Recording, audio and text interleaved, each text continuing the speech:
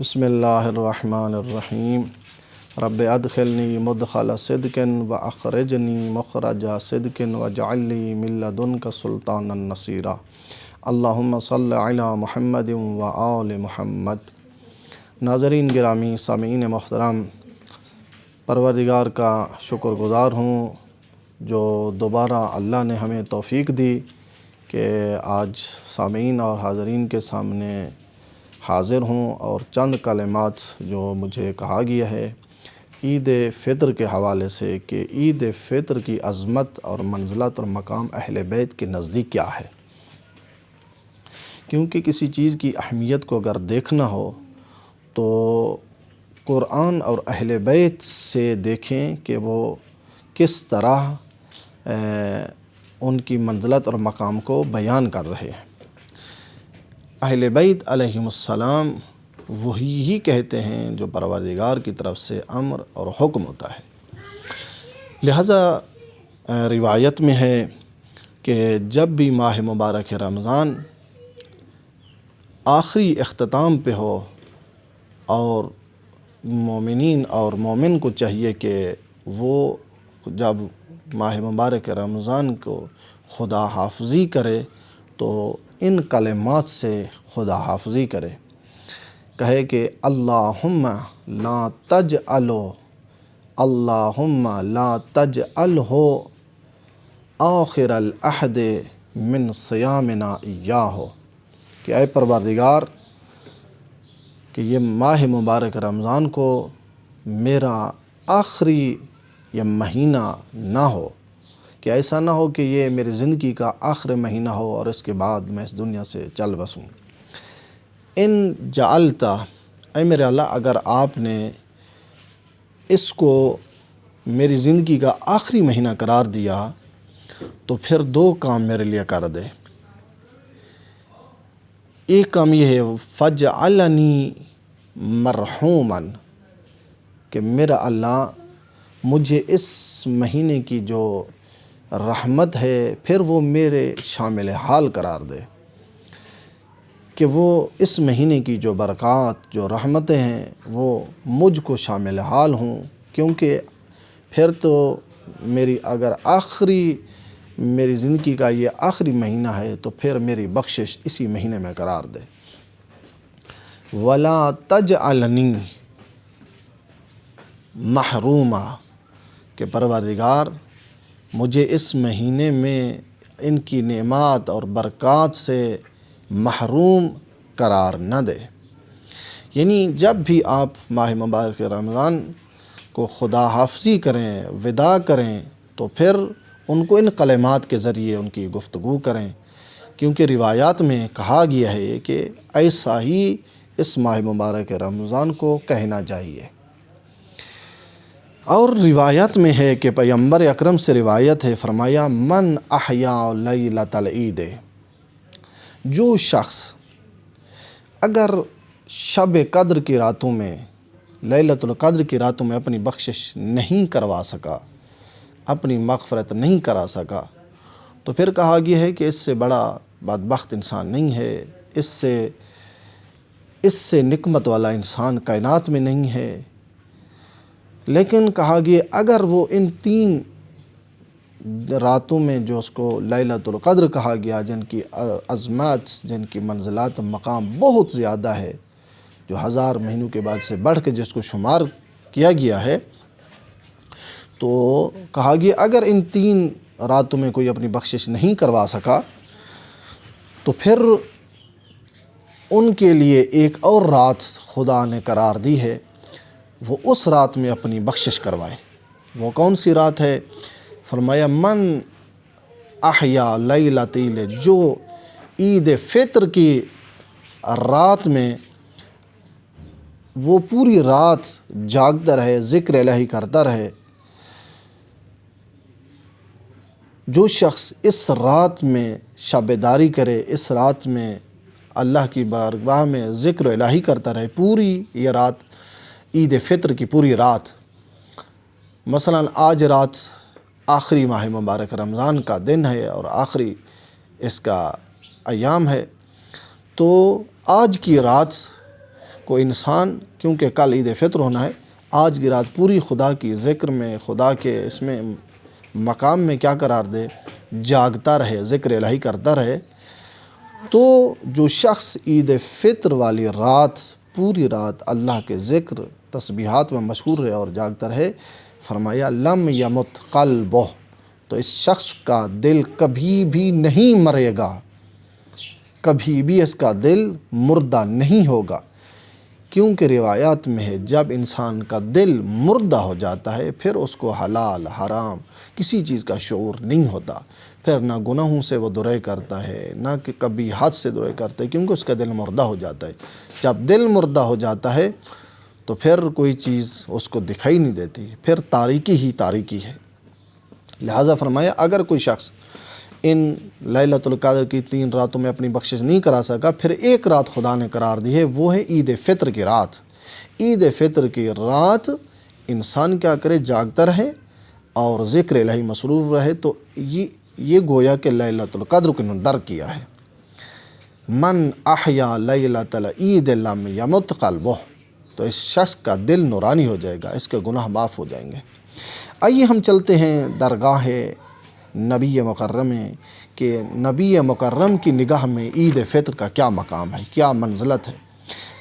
رسول اکرم فرماتے ہیں اذا کان اول یوم من شوال ناد مناد ایھا المؤمنون اغدوا الی جوائزکم، کہ جب شوال کا دن ہوتا ہے، پہلا دن ہوتا ہے یعنی عید فطر کا دن، تو اس دن پر ایک منادی ندا دیتا ہے اور وہ یہ کہتا ہے کہ اے مومنو اپنا انعام اللہ سے وصول کرو، خدا آج کے دن تجھے انعام دینا چاہتا ہے، خدا آج تجھے مقام دینا چاہتا ہے، تو اس دن انعام وصول کرو.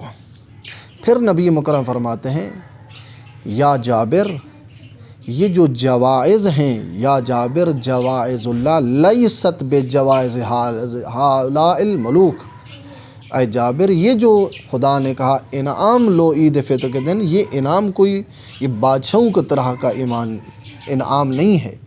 ایسا نہیں ہے جس طرح کہ عام آدمی کسی کو انعام دیتا ہے، کچھ پیسے دے دیتا ہے، روپیے دے دیتا ہے، کوئی مٹھائی دے دیتا ہے یا کوئی کپڑے خرید کے دیتا ہے. یہ انعام موقت ہے، یہ کوئی ٹھیک ہے ہونا چاہیے، لیکن یہ کیونکہ کریم ذات یہ انعام نہیں دیتا، بلکہ خدا کا جو انعام ہے عید کے فطر وہ کیا ہے، هو المغفرۃ والجنہ، وہ مغفرت ہے، وہ جنت ہے کہ خدا عید فطر کے دن انسان کا رزق جو ہے وہ جنت ہے. خدا اس دن تقسیم کرتا ہے کہ جو لوگ پورے ماہ مبارک رمضان میں اللہ کی بندگی کی، روزے رکھے، زکوٰۃ دیتا رہا، اللہ کے بندوں کے روزوں کے افطار کرواتا رہا، آج انعام کا دن ہے، اللہ ان کو انعام دینا چاہتا ہے. وہ انعام کوئی معمولی انعام نہیں ہے، بلکہ وہ انعام مغفرت اور بہشت ہے، جنت ہے. اس کی مزید تفصیل امیر المومنین نے فرمائی. حضرت علی علیہ السلام فرماتے ہیں یا ایھا الناس ان یومکم ھذا یوم یصاب فیہ المحسنون، کہا ہے کہ اے لوگوں یہ جو دن ہے یعنی عید فطر کا دن، یہ وہ دن ہے جس دن میں نیک بندوں کو اللہ نے ثواب عطا کرنا ہے. اس دن عید فطر کے دن اللہ نے نیک لوگوں کو ثواب عطا کرنا ہے، اور اس دن میں وہ لوگ جو اس ماہ مبارک رمضان سے استفادہ نہیں کر سکے، فرمایا وَيُخْسَرُ فِيهِ الْمُسِيئُونَ، اور اس عید فطر کے دن وہ لوگ خسارت میں ہیں، وہ لوگ اپنا نقصان کر بیٹھے ہیں جنہوں نے پورے ماہ مبارک رمضان میں استفادہ نہیں کیا. آج عید کے فطر اٹھ کے نماز پڑھنے آئے ہیں، نماز پڑھنے کے لیے آئے ہیں، لیکن اس دن میں تقسیم ہونا ہے انعام.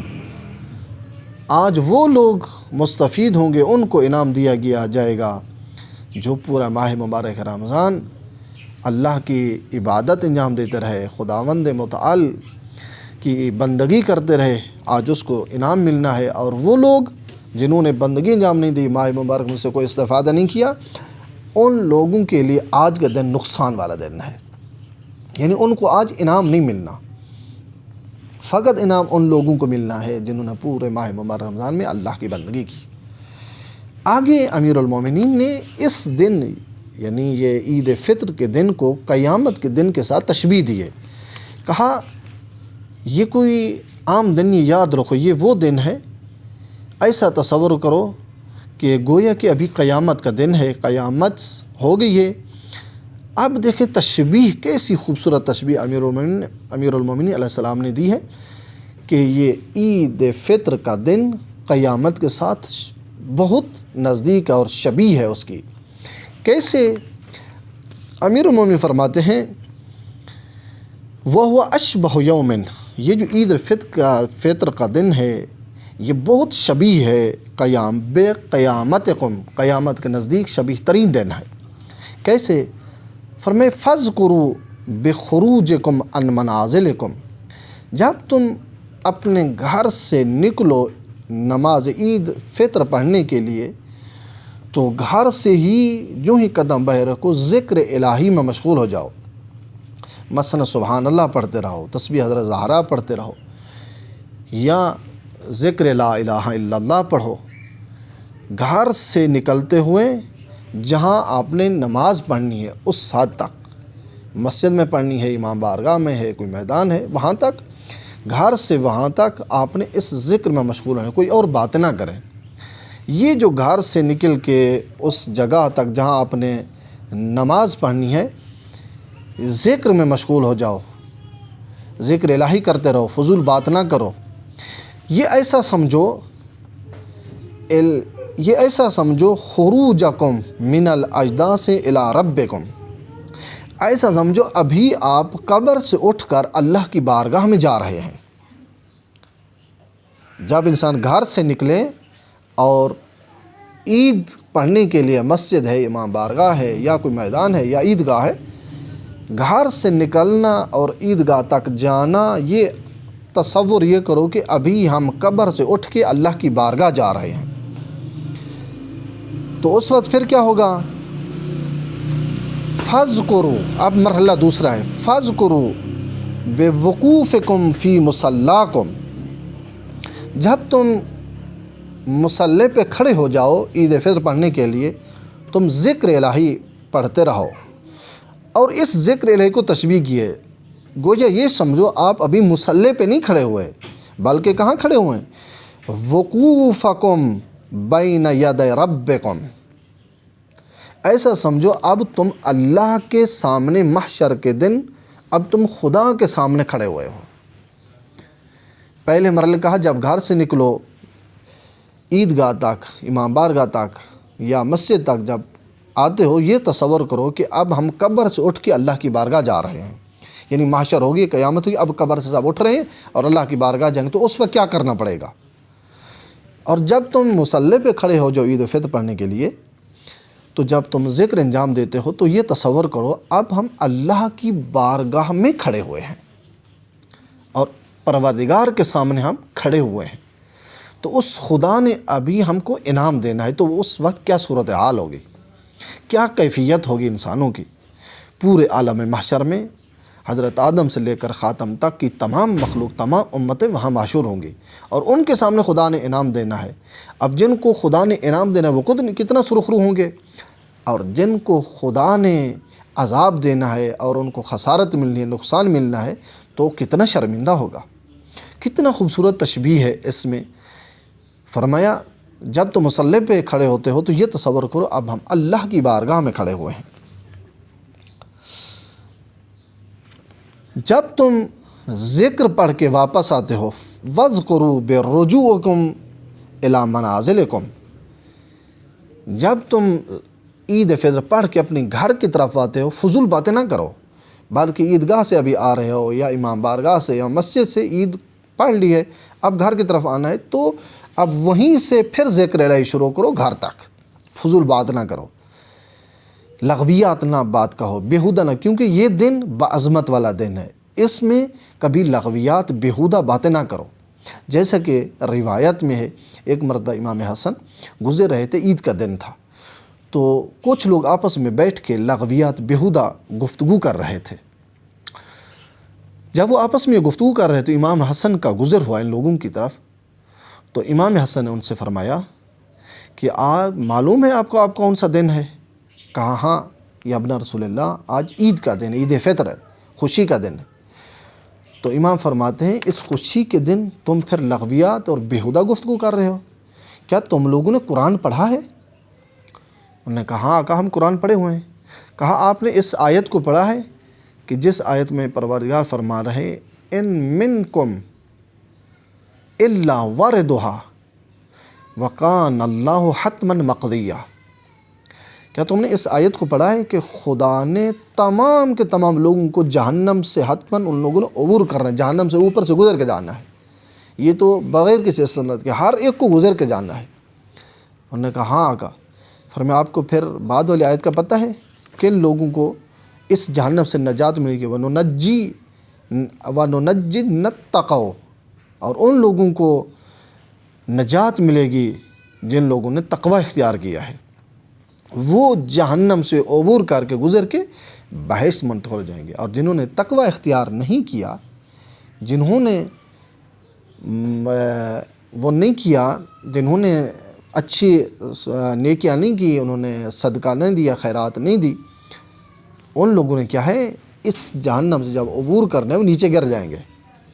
اور یہ مقام ہے، یہ گزر ہے، یہاں سے عبور کرنا ہے، اور کچھ لوگ یہیں سے جہنم چلے جائیں گے، اور کچھ لوگ نیکیوں کی وجہ سے ان سے عبور کر کے جنت چلے جائیں گے۔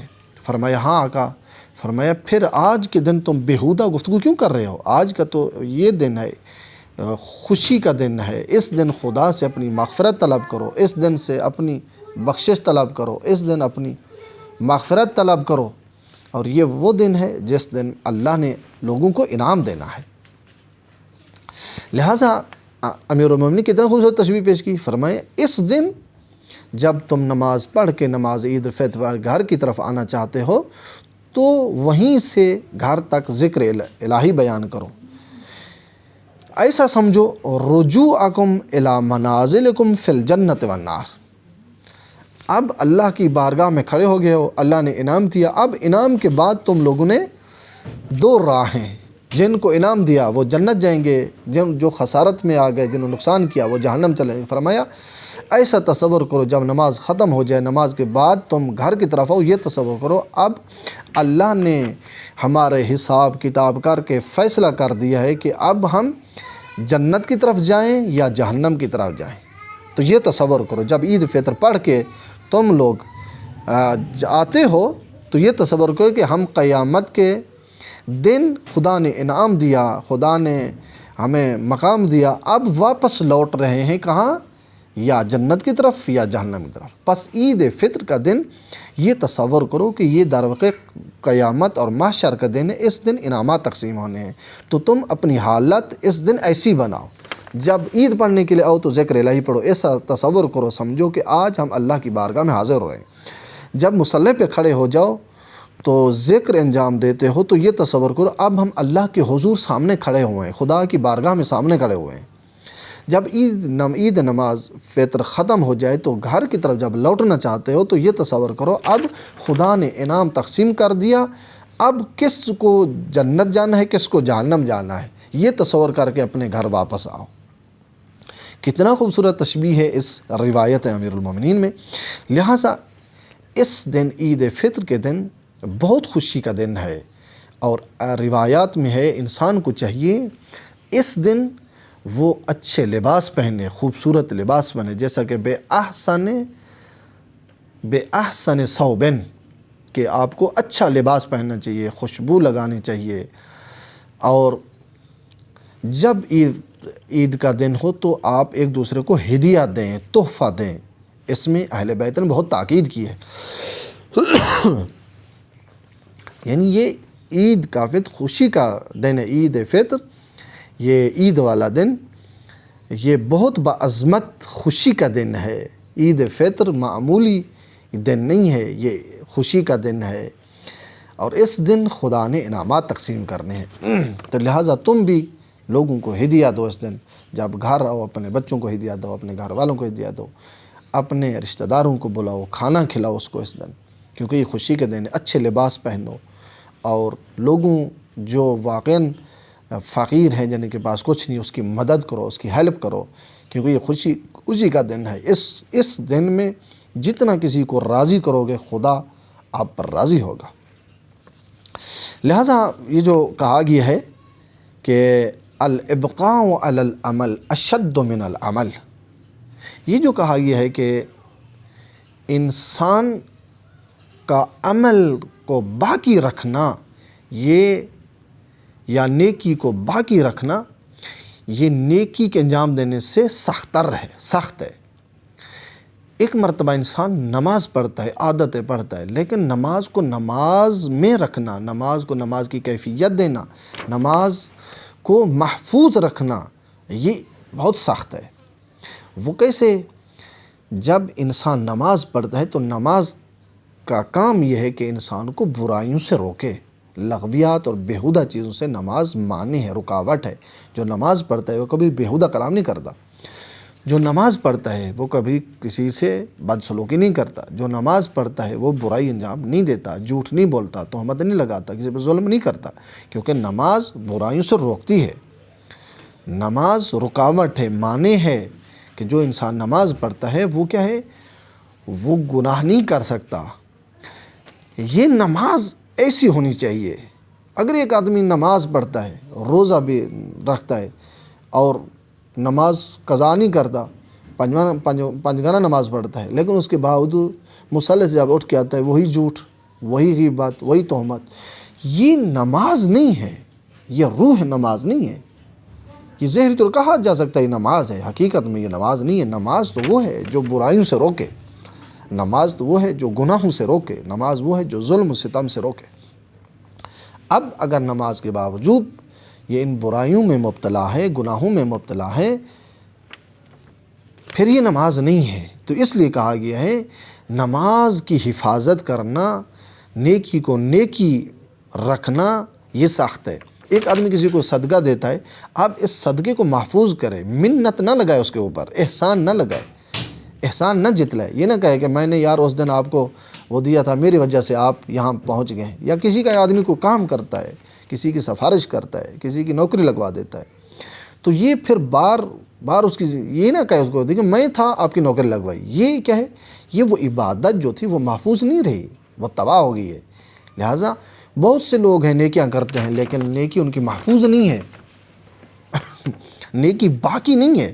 اس لیے کہ آگے نیکی کو باقی رکھنا نیکی کرنے سے بھی سخت ہے۔ ایک آدمی زکوٰۃ دیتا ہے، خمس دیتا ہے، لیکن 4-8 آدمی بیٹھ کے یہی کہتا ہے کہ میں نے یار آج زکوٰۃ دی، ان کو بتاتا ہے میں نے یہ کام کیا، یہ وہ عبادت نہیں رہتی۔ کیوں کہا گیا عبادت کر دریا میں ڈال، اس کو فراموش کر دے؟ تو یہ اس کی ارزش ہے، اس کی اہمیت ہے۔ نماز وہی نماز ہے، عبادت وہی عبادت ہے جس کو محفوظ انسان رکھے، اس کی عظمت کو، اس کے مقام کو باقی رکھے۔ یا آدمی کسی پہ احسان کرتا ہے، کسی کے بچی کا رشتہ کرواتا ہے، کسی کے بیٹے کا رشتہ کرواتا ہے، یا اس کو جہیزیہ دیتا ہے، تو یہ کل کو پھر کہتا ہے یار میں تھا تو اگر میں واسطہ نہ ہوتا تو آپ آج کبھی یہ رشتے نہ ہوتے۔ یہ نیکی نہیں رہی، یہ عبادت نہیں، یہ تباہ ہو گئی ہے۔ نیکی وہ ہے جو دوبارہ انسان کسی کو نہ جتلائے، احسان ان کے سامنے نہ لے، نہ بتائے کہ میں نے آپ کے ساتھ یہ کیا تھا، وہ کیا تھا۔ لہٰذا کہا گیا کہ عید فطر کا دن کوئی معمولی دن نہیں ہے، یہ خوشی کا دن ہے۔ اس دن اچھا لباس پہنو، اس دن دوسروں کے ساتھ اچھا سلوک برتاؤ، اور ساتھ ان کو ہدیہ دو، بچوں کو ہدیہ دو، اپنی اولاد کو ہدیہ دو، رشتہ داروں کو ہدیہ دو، اور گھر میں خیرات کرو، بلاؤ ان کو، کھانا کھلاؤ۔ یہ بہت بڑا کریم دن ہے۔ اس کریم کیونکہ خدا نے انعامات تقسیم کرنے ہیں تاکہ تم بھی ان انعامات میں شامل ہو جاؤ، تمہیں بھی یہ لطف الہی شامل حال ہو۔ لہٰذا اس دن انسان کو چاہیے وہ کیا کرے؟ عبادت زیادہ دے۔ اگر کوئی لیلۃ القدر کی رات اپنی بخش نہیں کرا سکا، عید فطر والی رات، تو وہ کیا کرے؟ پوری رات جاگے، ذکر الہی کرے، ایسا سمجھے کہ کبھی بھی پھر اس کا دل مردہ نہیں ہوگا، یعنی کہ پھر وہ گناہ نہیں کر سکتا، اس کی روح زندہ ہوگی۔ لہٰذا گناہوں کی وجہ سے انسان کی روح مردہ ہو جاتی ہے۔ جب انسان نیکی انجام دیتا ہے اور توبہ کرتا ہے تو وہ روح انسان کا زندہ ہونے لگ جاتا ہے، وہ روح زندہ ہو جاتا ہے، پھر اس کو تمیز ہو جاتی ہے گناہ، ظلم، عبادت کے درمیان کیا فرق ہے۔ کسی پر اگر ظلم کیا، کسی پہ تہمت لگئی، کسی پر جھوٹ باندھا، تو پھر اس کو پتہ چلتا میں کیا کر رہا ہوں، لہٰذا وہ برائی کے نزدیک نہیں جاتا بلکہ نیکی کی طرف زیادہ مائل ہوتا ہے۔ یہ عید فطر کا دن یہ بہت بعظمت دن ہے۔ اس دن کو قیامت کے ساتھ تشبیہ دی گئی ہے کہ یہ کوئی عام دن نہیں ہے، اس کی تشبیہ قیامت کے ساتھ ہے۔ تصور ایسا کرو کہ آج قیامت ہوگی، اللہ کی بارگاہ پیش ہونا ہے، اللہ کے ہاں حاضر ہونا ہے، آج انعامات تقسیم ہونے ہیں، حساب و کتاب ہونا ہے، اب خدا نے بتانا ہے، اور اس کے بعد جو فیصلہ ہو جائے گا ہم نے کہاں جانا ہے، جنت جانا ہے یا جہنم جانا ہے، تو لہٰذا اس کو تشبیہ دی گئی ہے قیامت کے دن کے ساتھ۔ والسلام علیکم ورحمۃ اللہ وبرکاتہ۔